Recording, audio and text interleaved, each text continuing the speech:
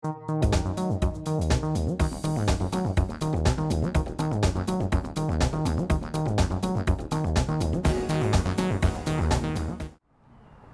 you for coming. It's a beautiful environment, different kind of press club environment, but an important election in 4 weeks.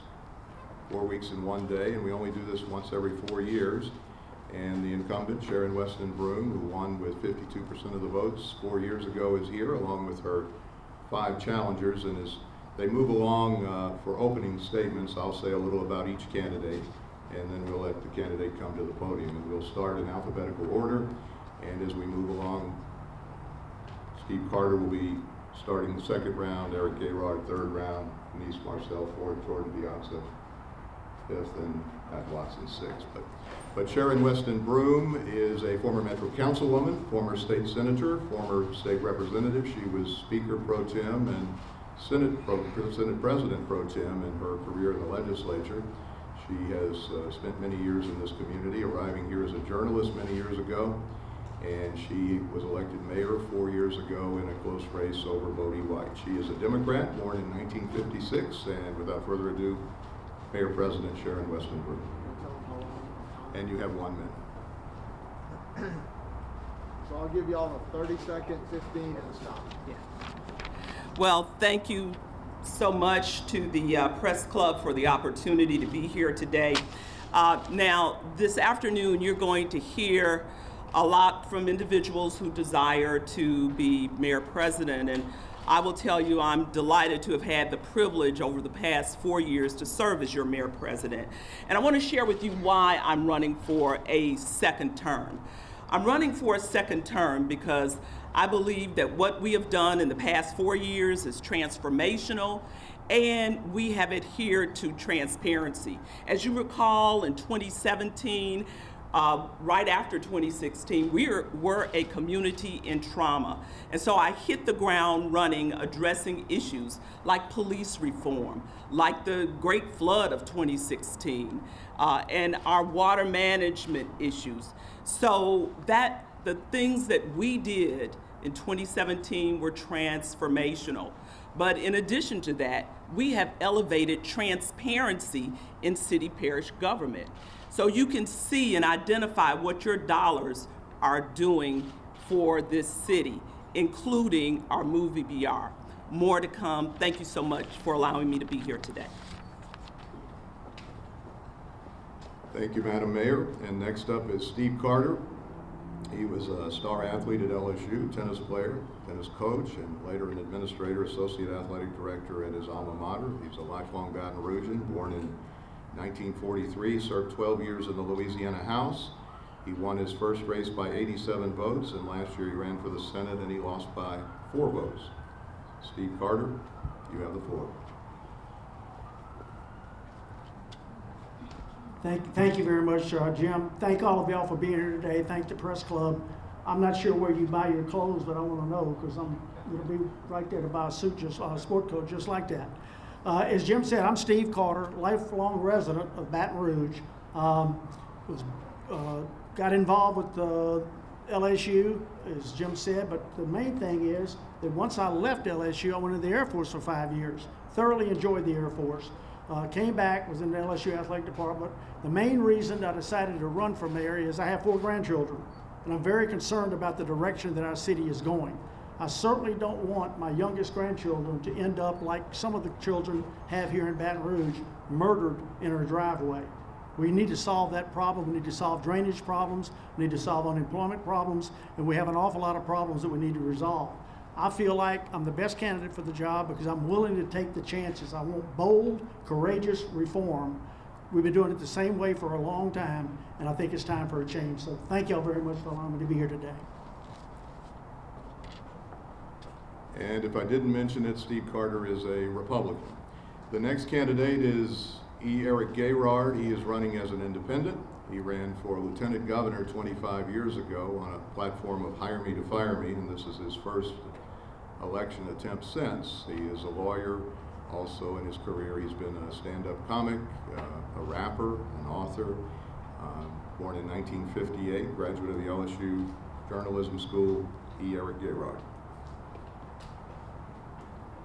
Hi, glad to be here, and I'm wearing this because I want to be the fitness mayor with an emphasis on health and fitness in our parish.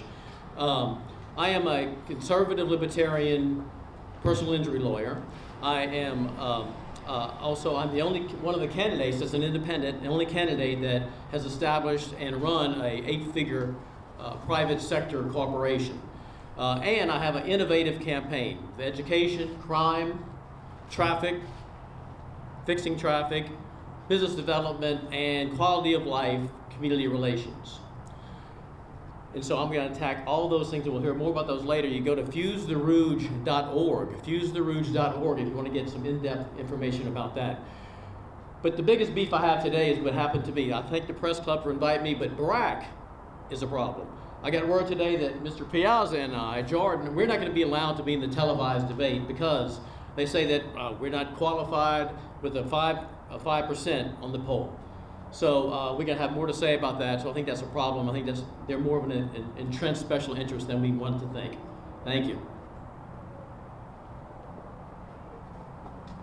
And the next candidate is Denise Marcel. She is a state representative, a longtime Metro Council person before that. She is a Democrat, born in 1960. She ran for this office 4 years ago, and lost to the incumbent Sharon Weston Broome. But she's giving it another shot, and she is here to tell her story. Representative Marcel.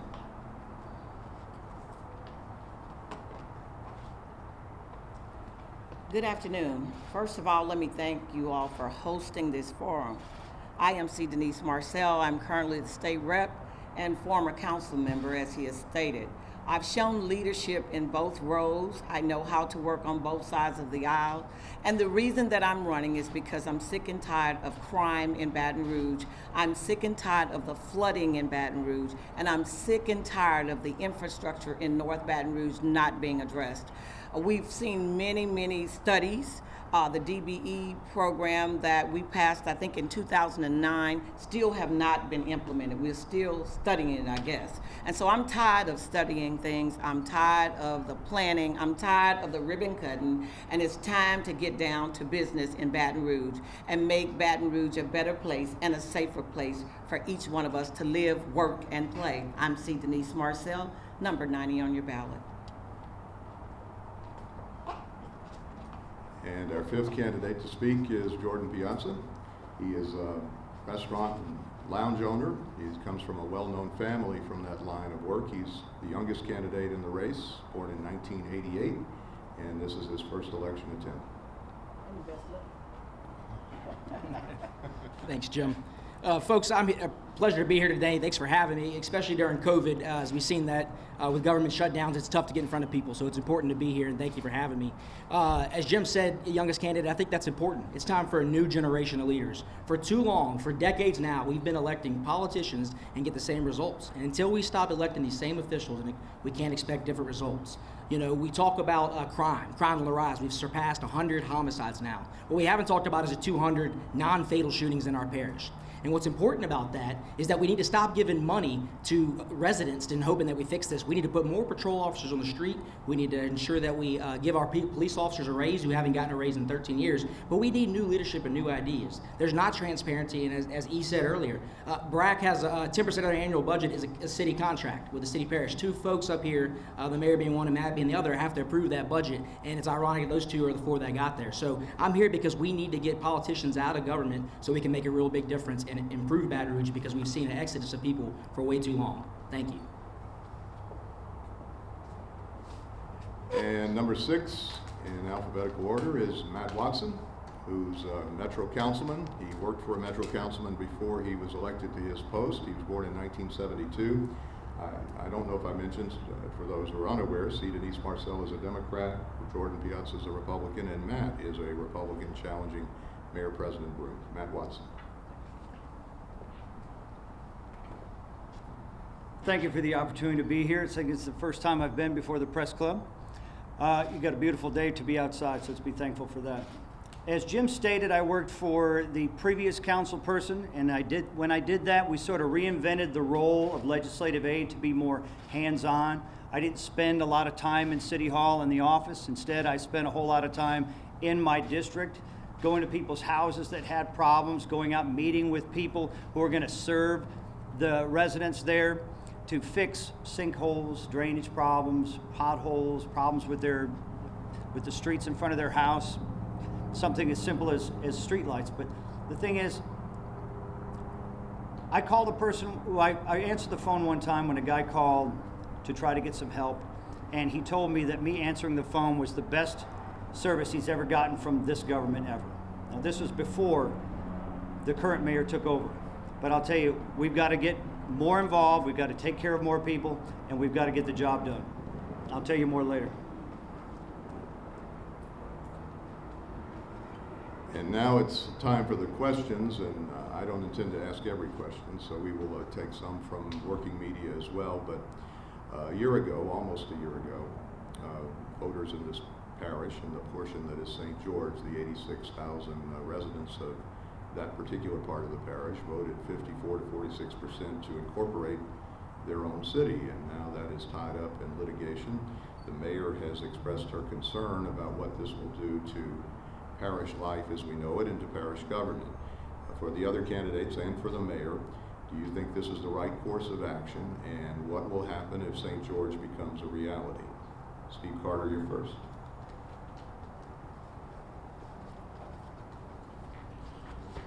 Thank you, Jim. As you know, there's a democratic process, and St. George was told initially that they needed to form because their problem was they were concerned about the school system. They were told to form an independent school district. Then they were told they needed to get enough people who they surveyed to sign the petition so they were allowed to have a vote. They signed a petition and they voted. And they voted to separate and become the city of St. George. Then we have a lawsuit.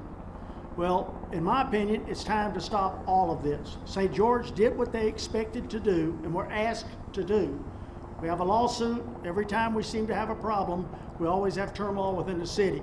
I want to sit down with St. George because they're going to be part of the parish and talk to them about what the problems are and what we can do to solve the problems. Work together to unite not only Baton Rouge, but the entire parish. That's what needs to take place, so we ensure that we have a unified parish and all people want to work together and enjoy being in East Baton Rouge Parish.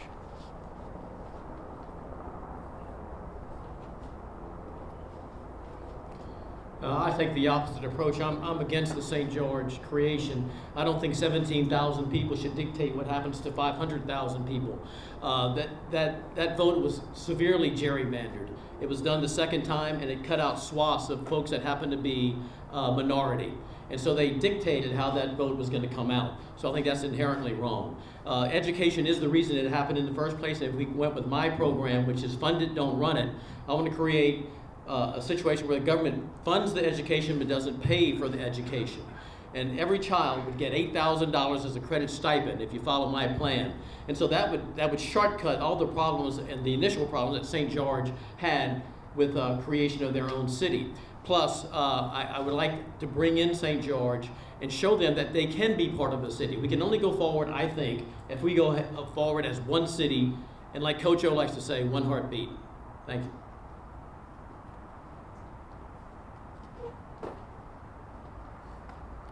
Let me start out by saying that I did not believe that St. George should break away from East Baton Rouge Parish. I think that we're always better together. I don't believe that they should have been told to go and create their own city either. However, if I would have been on the council, I would have continued to make sure that the people annexed themselves within the city of Baton Rouge because they were in unincorporated area. However, that did not take place. I think it was kind of backwards the way it happened. We waited until they formed their own city and then we filed a suit. I think that was, in hindsight, should be backwards to some people. You should have done that on the front end and not the back end. And I would love to sit down with St. George and see what we could do to address all of their needs because I would be the mayor-president of the East Baton Rouge Parish, and so I don't want to separate myself from them. We are one parish, and my mother lives there, so I cannot separate myself from St. George.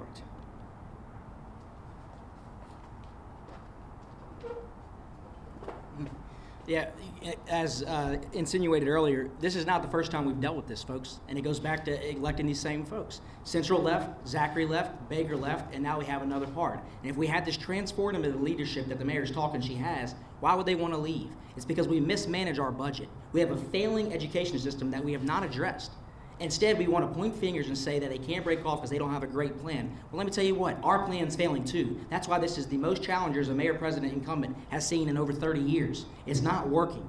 We must elect new leaders with new ideas, and I'm optimistic that St. George will come back to the table if they have belief in the leadership. But that's the problem, is that they don't have belief in the leadership because they were met with a lawsuit.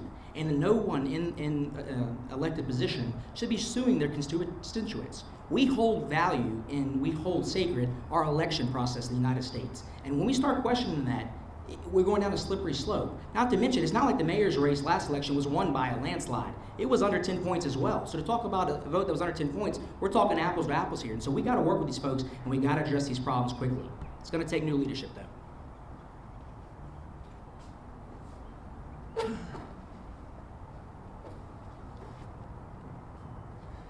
As what was mentioned earlier, the folks in St. George didn't create the rules of coming up with their own municipality. They had to go to the state. They had to follow the same rules that Central, Baker, and Zachary did. And they followed the number of signatures they needed to get on a petition. That number was satisfied. They got on a ballot. That election happened. They won the election to form their own city. The governor has already put in the transitional taxing district. He's already signed in the traditional taxing district for St. George to become a reality. What we have to do is not stick our head in the sand or try to sue our way out of the inevitable. What we need to do is sit down with the leadership of St. George and have real forward-thinking, constructive, and very transparent conversations to formulate an equitable plan forward for everyone in the entire parish. We've got to work together because we've got to get this done, and we've got to figure out a way to get on the other side of this together. St. George is not leaving the parish. We're all going to be in East Baton Rouge Parish together.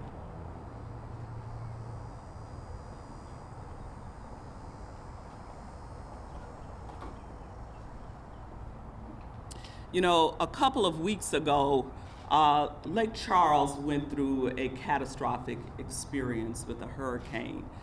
Lake Charles is a city almost the same size of the proposed city of St. George. I wonder what would have been the plan of action to address a crisis like took place in Lake Charles for the city of St. George, or the proposed city. Well, the truth of the matter is we don't know. You know why? Because they have not given us a plan. How are you going to stand up a city when you have an emergency like that? What about your taxes? Are your taxes going to go up?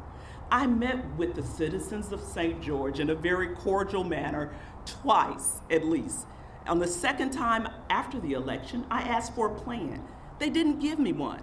And responsible leadership dictates that all of us, whether you live in that area or not, should have a plan to build a city. Thank you.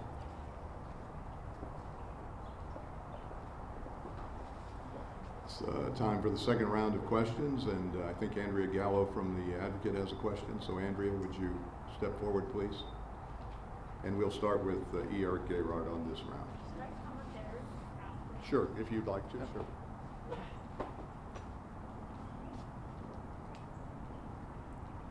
Thank you guys for all being here today.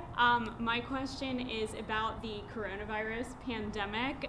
We've seen a whirlwind of news about it at the federal level this week. At the same time, we're seeing the legislature take steps related to the governor's authority over emergency powers. And we have heard from Alex Bu that he believes the virus became politicized. My question for each of you is, who would you ask to advise you on the coronavirus pandemic if you become the next mayor or mayor going forward? Who would be the person whose advice you would lean on about how to manage this pandemic? Thank you. Yeah, everyone needs to go to fusetherouge.org because it's a little unfair, this particular format, because you can't get enough input from any one candidate with this short a period of time. Who I would ask? I would say Alex Berenson. Who's Alex Berenson? He's a former New York Times reporter. He wrote a book. It's called Unreported Truths About COVID-19 and Lockdown. He is a very detailed, analytical approach to that, and he is of the belief that it's been a huge over-response. We need to treat American citizens and citizens of all of our states like the free-thinking American citizens that we are, that can make common sense decisions. Obviously, it's a huge tragedy for the 200,000, if that's even an accurate number, but we got to keep it in perspective.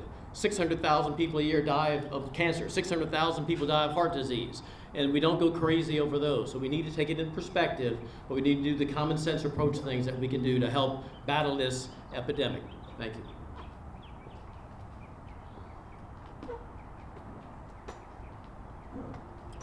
I mean, I think that's an easy question to answer.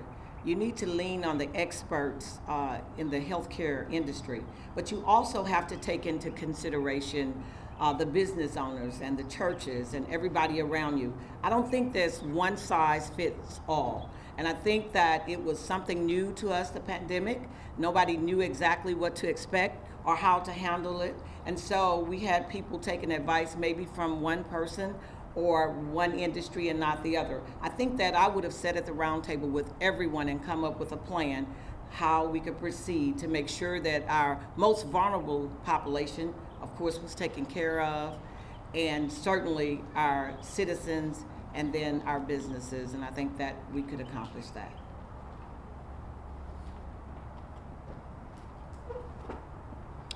Easy answer. I would speak to President Trump and Mike Pence, and this is why. They speak to all the experts that it requires to get all the data that's needed to provide the American people with what they need to be prepared responsibly. Now, we know that this has definitely been political. We know that this has caused a lot of challenges. As a small business owner, I've been personally affected. The mayor celebrated last week that she didn't have to furlough anyone during the pandemic. Well, I had to fire my entire staff. I had to close my business for weeks. And we're barely open, and we're barely surviving. So as a small business owner, I know what it feels like, and that's the problem is what we have now in government statewide, is that we have leaders that don't know how to run a business. They didn't think about the effects they would have after the close down, which is the state unemployment has now fell on $100 million. And if they don't get federal assistance, which is the democratic process, waiting on the democratic belief rather, waiting on government bailout, we're gonna have to increase our employer taxes to over 60%, which is unsustainable for businesses, so you'll see more shutdowns. We've also seen over 60% of African American businesses compared to the 38 nationally in East Baton Rouge Parish that have had to close after coronavirus. So we need to reopen our economy, and we can do so safely while protecting our elderly and our vulnerable. Thank you. Jordan, did you name somebody that you would consult? You start the president.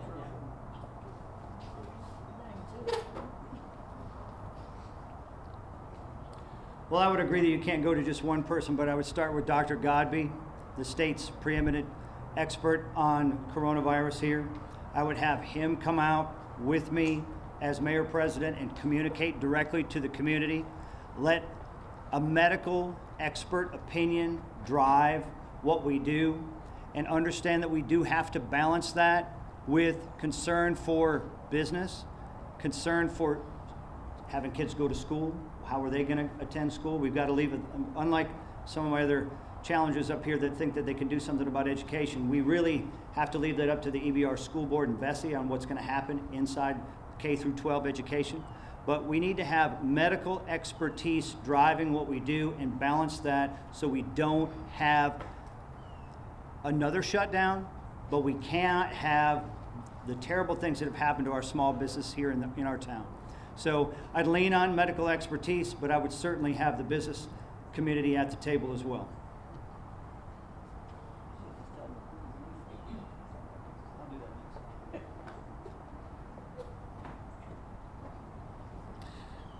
Prior to the first shutdown that took place in our city and in our parish and in our state, I met with all of the area hospital professionals.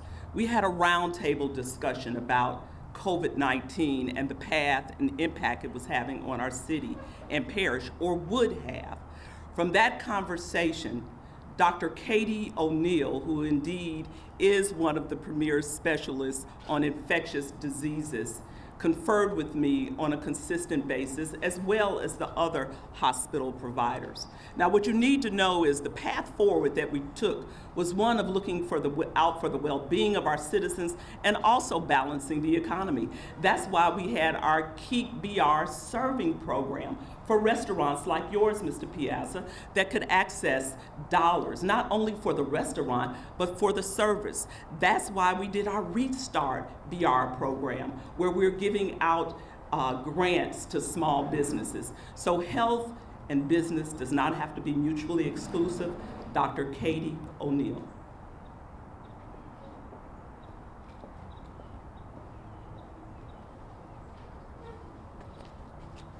First of all, my heartfelt thoughts go out to all of the people who have contracted this horrible virus.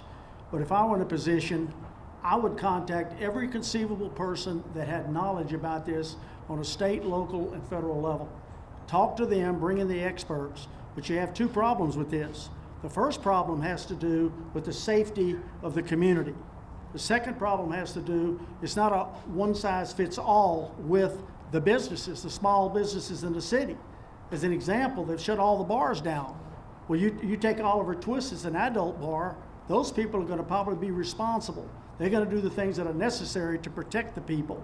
They're going to wear the mask. They're going to social distance. But you go out to Fred's, Lord knows what's going to happen. So you can't have one size fits all. But you bring the experts in, you talk to them, you put it together a plan that will ensure the safety, that's the main thing, of the citizens of this parish.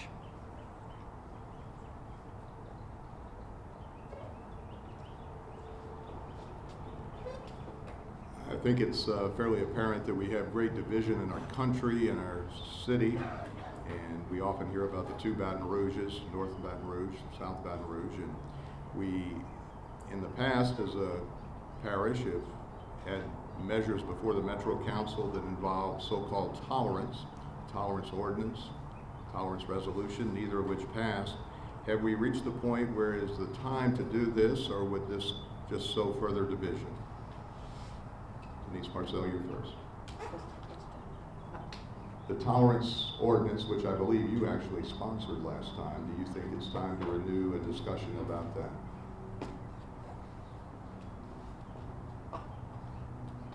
Great question.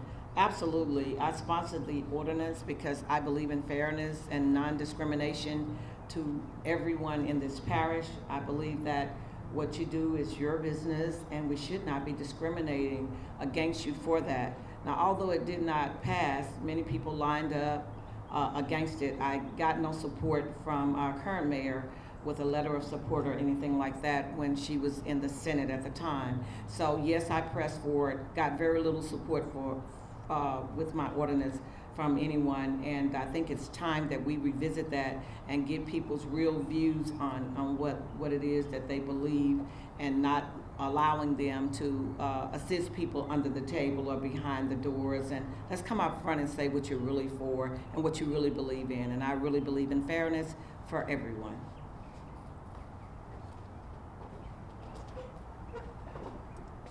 Yeah, I absolutely support it, and I believe that we do need equality throughout the parish, but we won't reach equality until we provide opportunity parish-wide. And until we fix our educational problem and really reinvest in the different parts of parish, we're not going to see equal opportunity for all residents. And that's a problem that exists. We've got to build new bridges. And why do we do that? Because it brings not only new development, but it creates jobs. We've got to open our schools in demand. And while Ms. Watson said that the mayor doesn't have direct control of the school boards, I'm well aware, Matt, thank you. What I do know is that we don't need folks from Midland, Michigan or other parts of the country coming down telling us how to live. We need to work on our school system, because we know in our parish we have two other cities, Central and Zachary, that have two of the top 10 in the state. So we can do better, but we must demand better. So the mayor-president can have a working relationship with the school board to ensure that we're demanding better. In doing this, parish-wide, we're going to enable opportunity, we're going to enable development, and we're going to combat crime. Because right now, when folks graduate, they either have to turn to a life of crime or they have to move out of this parish, and that's what's happening. So if we're going to really advance with time, as I keep saying with generations, we've got to be open to new ideas and a new way of living, and that invites everyone at the table.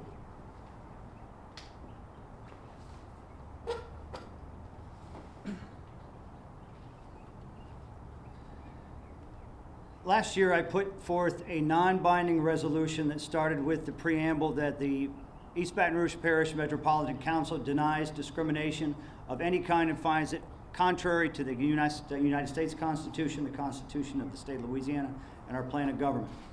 That resolution merely stated what protections people have already in our community, whether it be from the U.S. Constitution, the Civil Rights Act, all the way down. It created a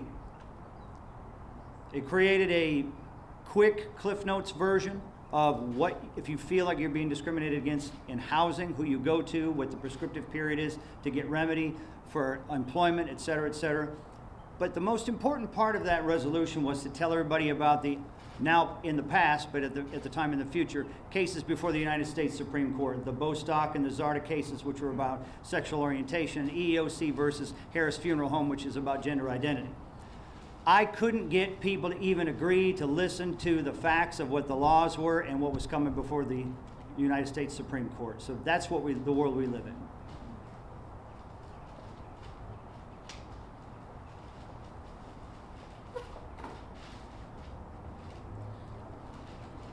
I certainly think that the potential for a tolerance ordinance moving forward is definitely possible. I think that the last time there was a close, we got close to a consensus, the council and those who were promoting the ordinance.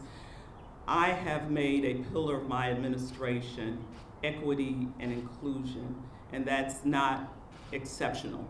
It's equity and inclusion for everyone.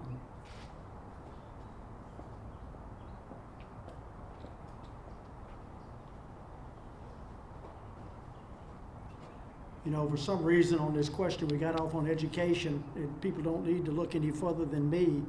What my record is in the House of Representatives on education reform, but the question is tolerance. I definitely support a tolerance resolution. The reason that it is not passed, in my opinion, is we don't have good communication between the mayor and the council members. The council members need to be kept abreast with the mayor on what their priorities are. This should be a priority. You need to discuss it and figure out ahead of time. I know that's what we did when we were in the legislature, as Denise knows and also Sharon knows. When you have a bill, you sit down as a group and you compromise and you make things happen and you get a vote where they pass. I don't think this is happening right now on the council. They don't have enough communication. So if this is a top priority, we sit down, we work together, and we find a way to solve this problem and pass this resolution. Thank you.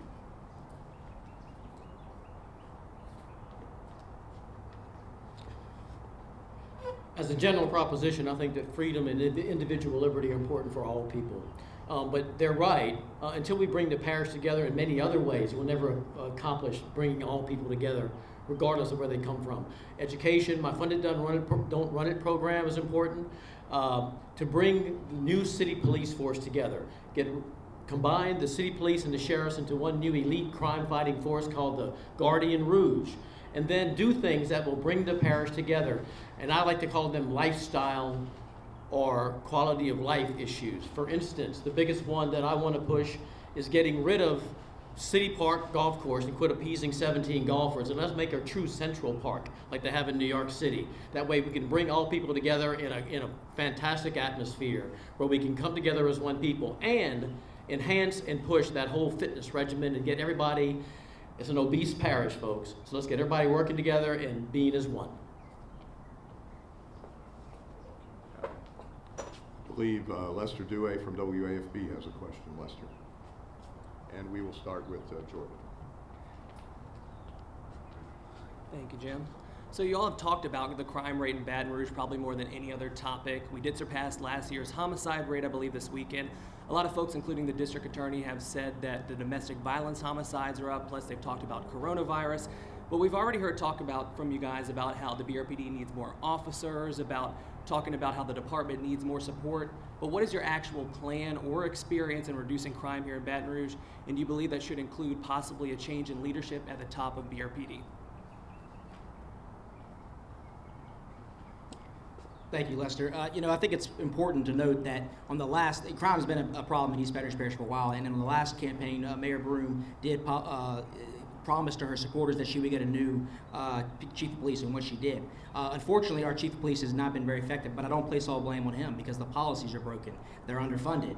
The current administration has found $6 to $12 million in inefficiencies in the department. So we know that that can go to give our police raises. Why is that important? Because you recruit better quality candidates when you pay them more. It's common sense that you understand when you have to do business. However, our chief doesn't even live in our parish. So what's it say to people? How can we instill faith in our chief when he lives outside the parish and he's one of the top paid officials in the department, and they don't live inside the city limits or the parish of East Baton Rouge? That's a problem. So what I recommend is that we don't reinvent the wheel, because we're not the only city that has crime problems. We looked at the people like Birmingham, Alabama, Richmond, Virginia, that have similar population sizes, more police officers, and effectively less crime rates. There's a way to do it, but we must attack it, and the department must know that they have the support of the Mayor-President, which is evident they don't have now. So we must back our police, and we cannot afford to defund our police in any manner.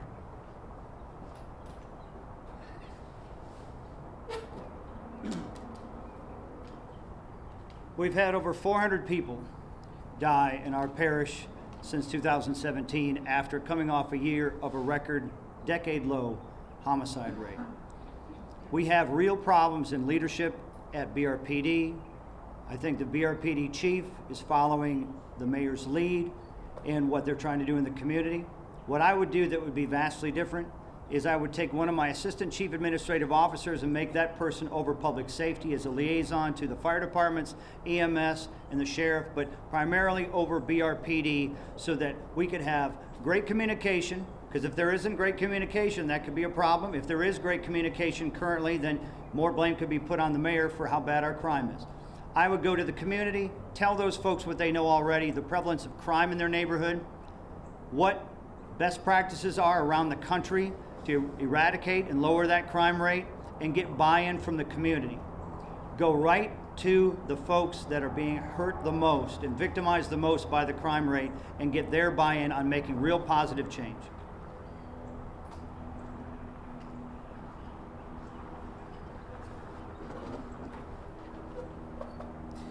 I just read about 3 articles, one from the Wall Street Journal, one from the Washington Post, and one from the New York Times. And all of the articles talked about how this global pandemic has been a catalyst for an uptick of crime throughout the country.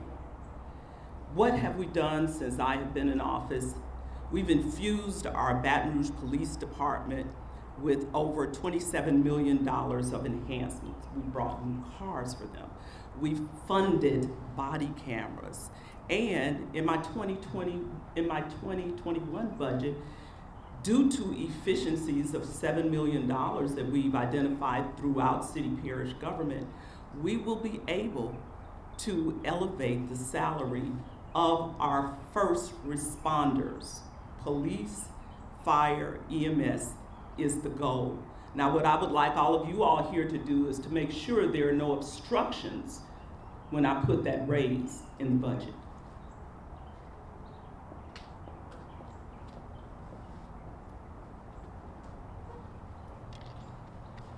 We can beat crime to death. Crime is obviously a serious problem in this community.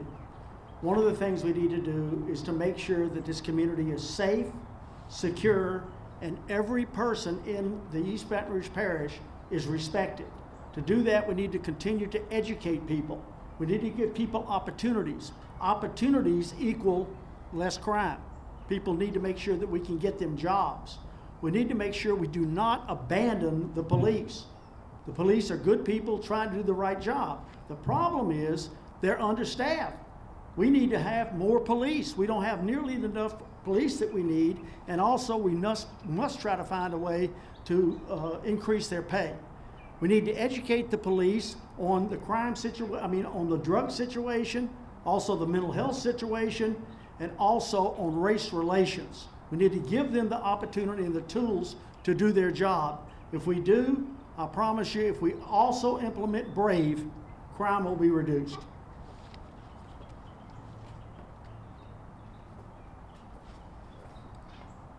I think that we must, first of all, pay our police a fair wage. You cannot give people pennies on the dollars, and expect to get the best of the best or the brightest of the brightest. But we have to go further than that. We have to lift our communities up out of poverty, because that is the systemic causes of crime is poverty. And so when we are able to do that, I believe that we will see a change in our city. But not only that, when there are issues that come up that we face, like the Plank Road party that went on for 2 months or over 2 months, and nobody went out there to stop that party, when residents were calling my phone and blowing it up, and the police were nearby, but they never stopped it. I think that we can no longer do that. I stepped out on Plank Road, that shows leadership, and talked to the individuals and told them that they had to get off of Plank Road. That's not a club. You gotta be bold in your leadership, and I think that's what we're lacking, and you can't have a peace rally after the street has already been cleaned up. Denise, you're like Brack trying to squeeze me out here. Okay. We do need new leadership, and we need a whole new mindset. That's why I advocate combining the city police and the sheriff into one new entity, one elite crime fighting force called the Guardian Rouge. Red cars, red uniforms, a whole new mindset. We're going to put substations in the poorest parts of the city. We're going to create community policing on steroids. We want people to live in the parish, so we're going to give them bonuses if they live in the parish, super bonuses if they live in the worst neighborhoods.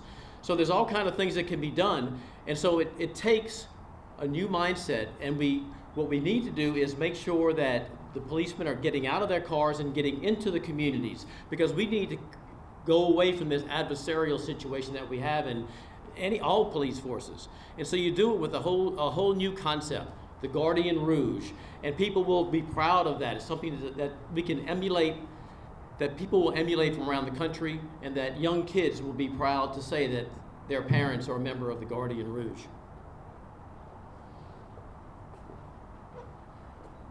This will be the final question before we have each candidate ask the other candidate, whoever they drew, a question. But we have mentioned racial reconciliation in our parish, and I'd like to ask each of the candidates, starting with Mr. Watson, what's the biggest impediment we have in our parish toward racial understanding?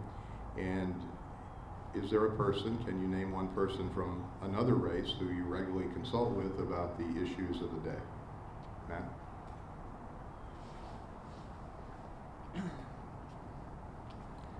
We do have problems of division that are talked about in our media, talked about by community organizers.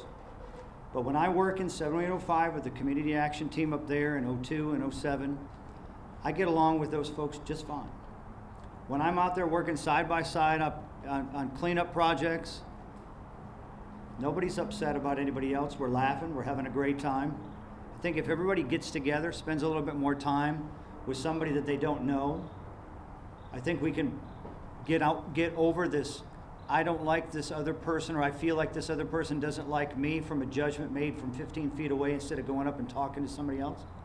I think we can get on the other side of that. But I'll tell you, I don't think we're as divided in this community as what's said, because I'll tell you, no matter where you go in East Baton Rouge Parish, everyone is dissatisfied with the services that they're getting from government. They're dissatisfied with the crime rate. And that's what unites us all, and those solutions will bring us all back together. Matt, do you have a person from another race you talk with? I like talking with Jerry Jones Jr. in the North Baton Rouge Economic Development District. He's a very, very bright guy. Mayor.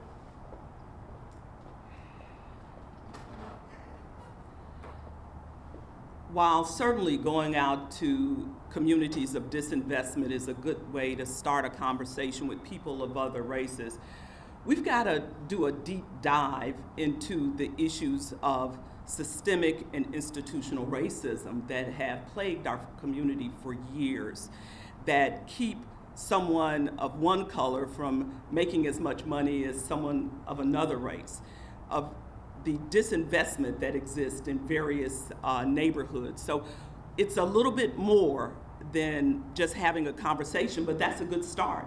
And the truth of the matter is, we in this city really couldn't even have these type of conversations until the advent of the killing of George Floyd. Then everybody wanted to talk about race. everybody wanted to talk about how do we get beyond that? How do we create an atmosphere of peace and equity for everyone? Because everyone was shocked to the core. I will tell you that I am enormously blessed to have a CAO, Daryl Gizzle, who I communicate with on a regular basis about issues surrounding race, discrimination, disinvestment, and we have some very interesting conversations.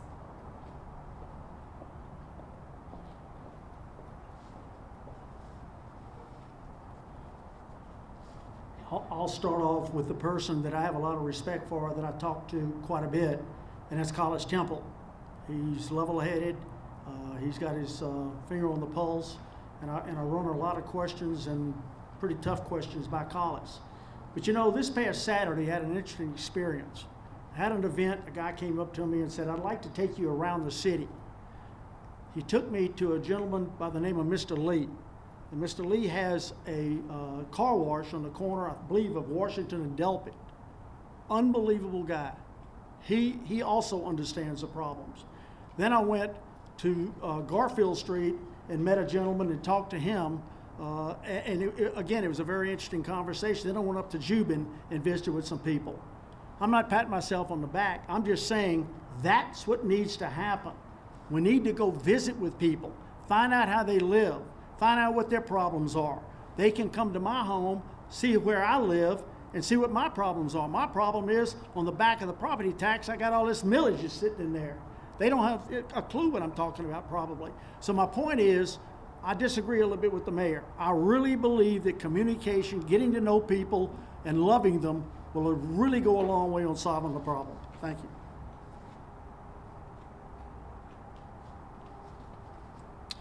Coach James Holmes, I play basketball with him every day, every week. He is the head of discipline and head basketball coach at Baker High School. We have a lot of conversations, and he gives me a really good insight on what's going on in the community. I've also represented 30,000 people since the early 90s as a lawyer, and most of those are black people. So I've had a good immersion and discussions over many years. But it all goes back to education. I mean, it just does. And in my Fund It, Don't Run It program, where every child gets a credit stipend to spend wherever they want. That way the government is not running the schools, it's just funding the schools. It would create an educational, entrepreneurial windstorm that you've never seen. And it would mix the races naturally, because there would be schools we can't even imagine right now. It would be the biggest thing. And the mayor has no direct effect on it, but they have the bully pulpit, and they can create that with a strong mindset that is what is going to change this parish. Fund it, don't run it.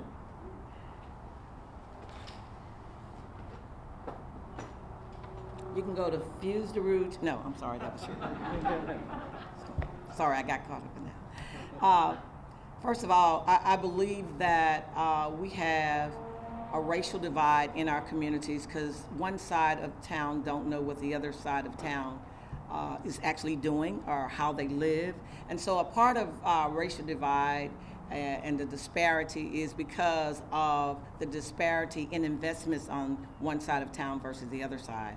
And that goes to the amount of money you make, the schooling that you get, the education, the mental health, and all of that. What I will say is that I oftentimes speak with, I know y'all gonna say this is my boss, but Attorney Gordon McKernan, because he has not only money, influence, but also he works with both sides. And then I speak with William Daniels quite a bit about the racial divide in this city. And so I believe that we can overcome that by coming together and communicating. And a lot of times we will find that we have more in common than we do apart. All of us want the same thing. We want great education for our kids. We want health care for our families. And we certainly want a city with much less crime.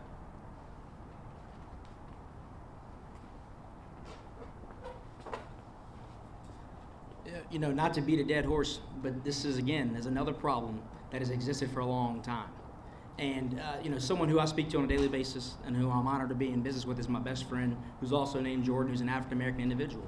And I've learned a lot over the last few years, particularly in seeing on the other side of the aisle how life is and how a same situation can impact him differently than it impacts me. So we got to all come to the table, but as he said earlier, It all starts with opportunity, and education creates opportunity, and development creates opportunity. Until we give the northern part of the parish, where most of the African Americans live, the equal opportunities that we give our southern part of the parish, we cannot expect them to feel like they are at the table with us, and they're not. And it's beneficial to them when Democrats are elected, because what Democrats do is prey off of their inability to make their own decision and hope that they're going to do something for them, and they never effectively done, which is why we've been this way after 20 years of Democratic leadership.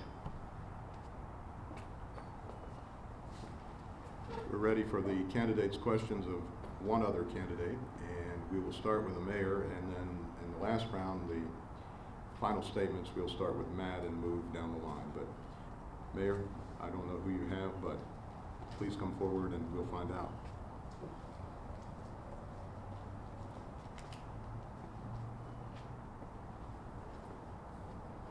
I have Councilman Watson.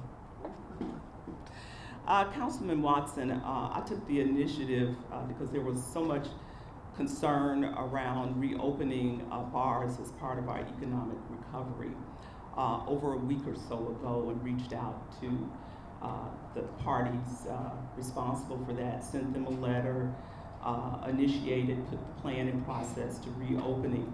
Then all of a sudden, the council comes up with what turned out to be somewhat of a debacle for our community.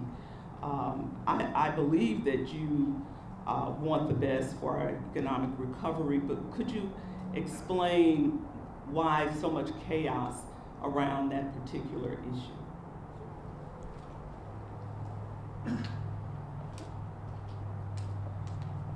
The meeting that the mayor is talking about was this past Wednesday. We could only muster to get 7 council members to bother to come in, and even on a Zoom meeting to do their job. We had vast majority of the Republican members. We had Erica Green, the sole Democratic member of council, show up. She voted to abstain to open the bars. So we had 7 members, which is what it takes to have a quorum. 7 members is also votes in the affirmative is what it takes to pass any resolution or any ordinance. So we had the vote. Erica Green, Councilwoman Erica Green of District 5, chose to abstain from the vote. That gave us only 6 votes left. And then, without any of the other members of council there, we couldn't lean on anybody else.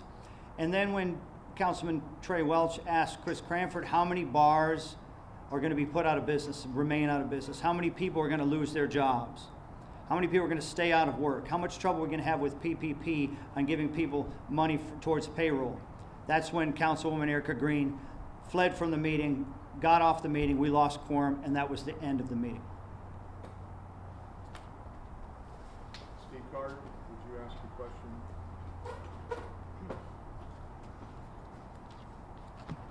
This is a question for E. Eric, my good friend E. Eric. Can you share with me your workout plan?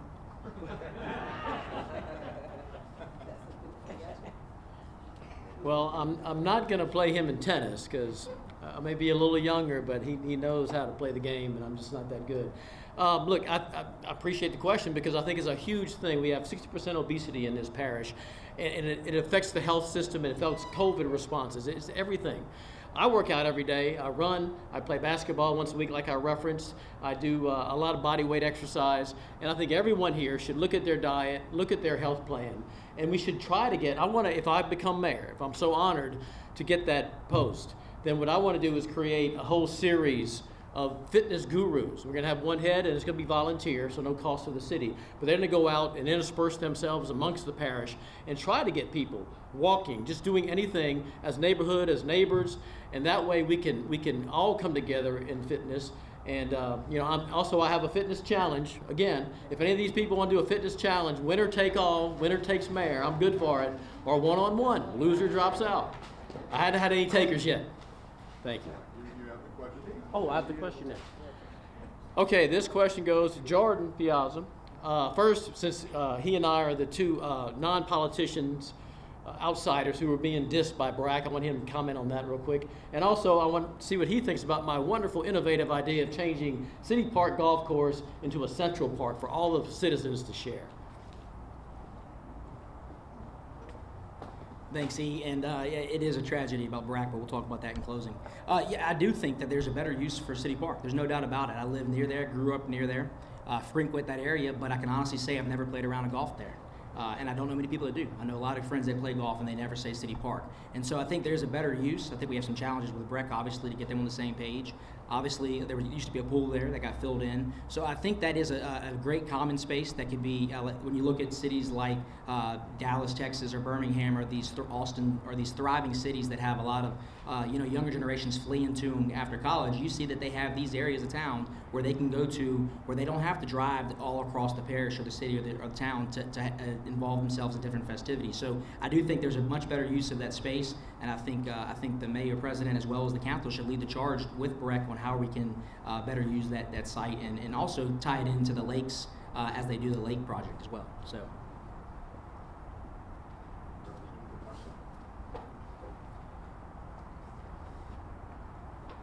Thank you. I have a question for Mayor Broome. Mayor Broome, are you aware that I proposed the body camera ordinance in October of 2015 when you were in the Senate? And are you also aware that I chaired the first body camera committee? And so if you are aware of those things, can you please tell me why you would send out mailer that says you required every police officer to have a body camera? Because if that's the case, you should have said that you required every police to have a gun, because they have to have that too. I think you need to make clarification to the people that you're sending your mailers to that you did not require it. When you came there, it was already passed. All you had to do was put it in the budget.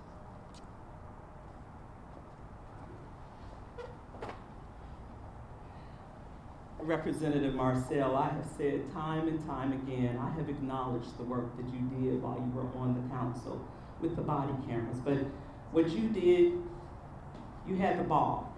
I served as the quarterback. I took it over the line. If there were not funding for the body cameras, if I had not taken the initiative, demonstrated the courage that you often talk about, or the leadership, it could have just been a discussion that was going on and on and on. But I took the initiative. I took the leap. I communicated with the council members. I told them about the necessity of having these body cameras and why I was putting it in the budget. So I give you your props for starting that process. I finished the process with the help of this council.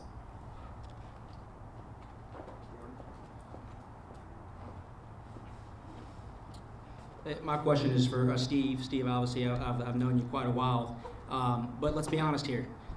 78 years old, if we were to be elected, you'd be 82 after your first term, which, right now many people think President Trump is too old to be running for president, and Joe Biden. And then my question is earlier you said, how you chaired the education while you were in the Senate, which we all know Louisiana education is not something that is nationally acclaimed. We don't have great education.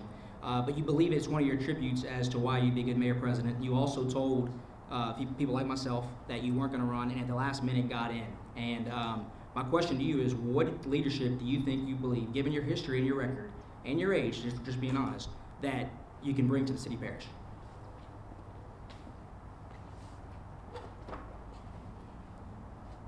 Jordan, Ronald Reagan was fairly old too, and I think he did a hell of a job.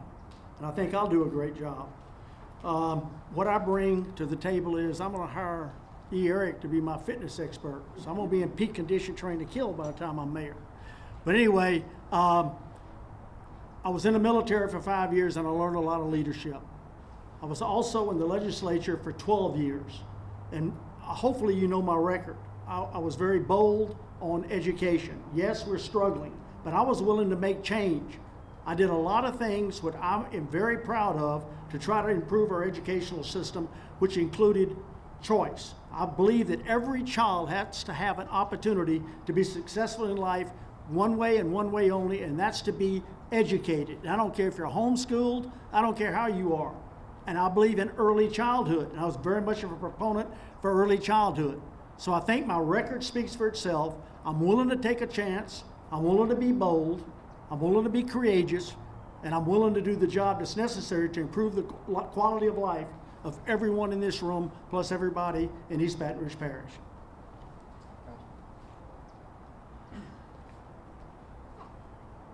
I guess it's no surprise that I have Representative Marcel as my question. When you left the Metropolitan Council, our Congressman Garrett Graves assisted in getting grant money for those body cameras that you and the mayor just had a discussion about.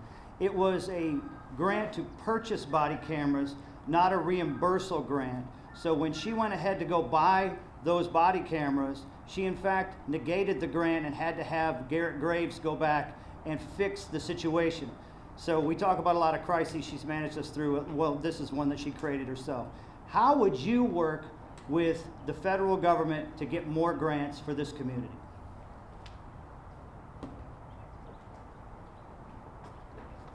Well, Councilman Matt Watson, that's a great question.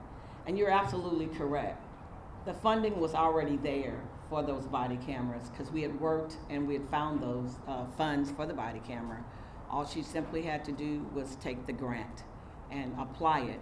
I would continue my work in working with federal government and state leaders, particularly transportation, to help with the infrastructure because I served on that committee as well. I lead by example. I don't wait until something is finished to say I had something to do with it. I put my name on the line in the beginning, whether it's federal funds, state funds, or local funds. And sometimes it's not popular to lead. Sometimes it's easier to take the credit after the work has been done. Final round, Matt, for the first time. Just closing.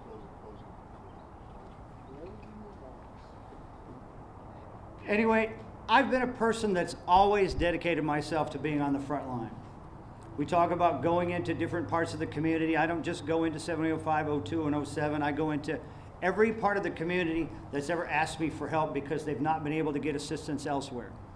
I communicate with people no matter what their race, their gender, even their sexual orientation. Doesn't make any difference to me. People have problems that government is supposed to solve. Public safety, transportation, drainage, all these things need to be solved. I work with everybody and I'm out there. I've never asked anyone to do anything that I wouldn't be prepared to do myself. I've earned the trust of the hardworking men and women who work for this municipality. I've earned the trust of the people that I've served as legislative aide and council person for almost 8 years in District 11, but I've never thought for a second that my service to my community ended at the geographical boundary of my district. I've made it my point to serve people, and other than the birth of my children, serving people in this capacity has been the absolute thrill of my life. Matt Watson, I hope to see you on November 3rd voting for me.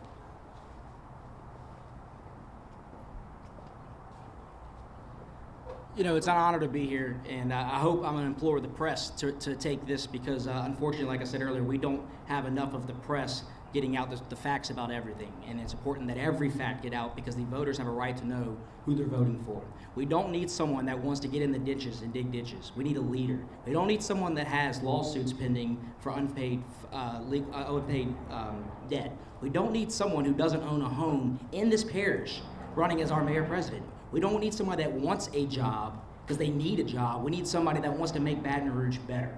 We need someone that understands that, like Steve said, look at record. It's that simple. Look at the gasoline taxes, people. We don't need more taxes. We need more taxpayers. Look at how the individuals are in this race and their resumes and what they've done and what they do. And I ask you all, what makes them qualified? More qualified than the other. And I think when you look at it, you look at someone, I'm proud of what I have. I had the opportunity to leave Baton Rouge. People want to say I might not have done much, but for my age, what I've done and the time I have is more than most of the people here can say they've done. So I'm excited about that, but we need a change in leadership, and we need a new way of thinking, a new government, and it's time for a new generation of leaders. And I ask that you all take that serious because Baton Rouge's fate is in all your hands.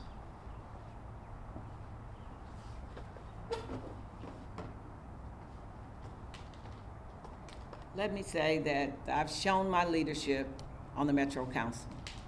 I've shown my leadership as state representative where I came in and passed bills for OMV that affected every citizen throughout the state if you had fines. They had been sitting there with no method of payments to make partial payments to get your driver's license back for year in and year out. When I found that out, I tackled it, and guess what? We passed a law. So I get calls from all over the state about my leadership skills. I'm not afraid to lead. I do not take credit for things that I have not done.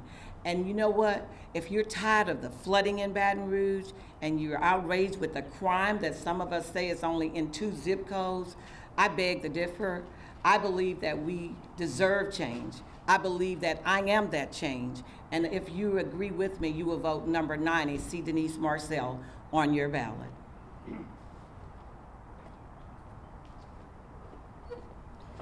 I'm E. Eric Gayrard, and I'm running for mayor. As these guys well know, my website is fusetherouge.org. They know that. And I chose that on purpose because I think we need to fuse this parish together in so many ways. Education, crime, traffic, business development, and quality of life, community relations. We have a myriad of problems, but if we come together with that kind of mentality, that is why I think that we can all make a difference together. I'm a true outsider. I think there's a swamp here. I think there's a way to approach this that can be seen from one of the non-politicians that's running. And I strongly ask you for my support. And I want to leave you with this, just make sure that Jim wants to make sure that I entertain a little bit. I'm E. Eric Gayrard, and where I stay, Baton Rouge, Louisiana, the USA. I grew up here, and because I care, I want one great city, so I'm running for mayor. We come together, we will not lose. E. Eric Gayrard, Fuse the Rouge.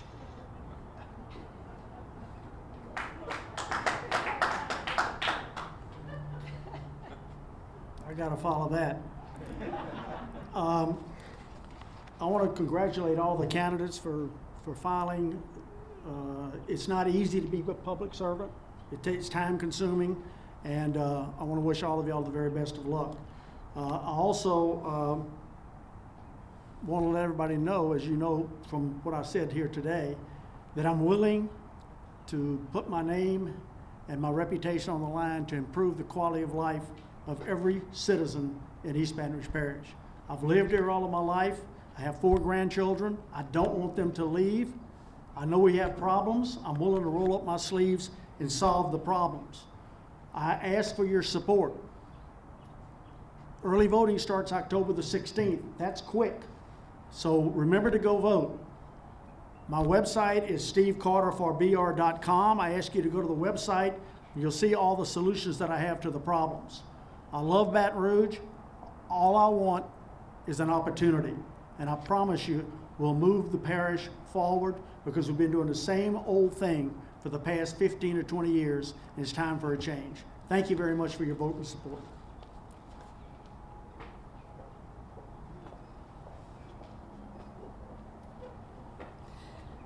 Thank you all for being here today and for the opportunity. I want to start off first by saying I wholeheartedly support all of the candidates here remaining as part of our forums going forward.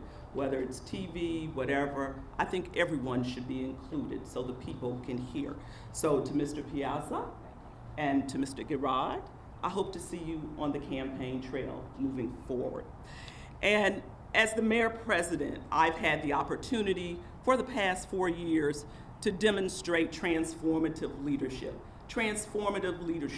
community policing, transformative leadership moving Guirard, the largest infrastructure project in the history of Baton Rouge. Transformative leadership, Howell Place, reinvestment in a disinvested community. Transformative leadership, healthcare in North Baton Rouge and in other areas.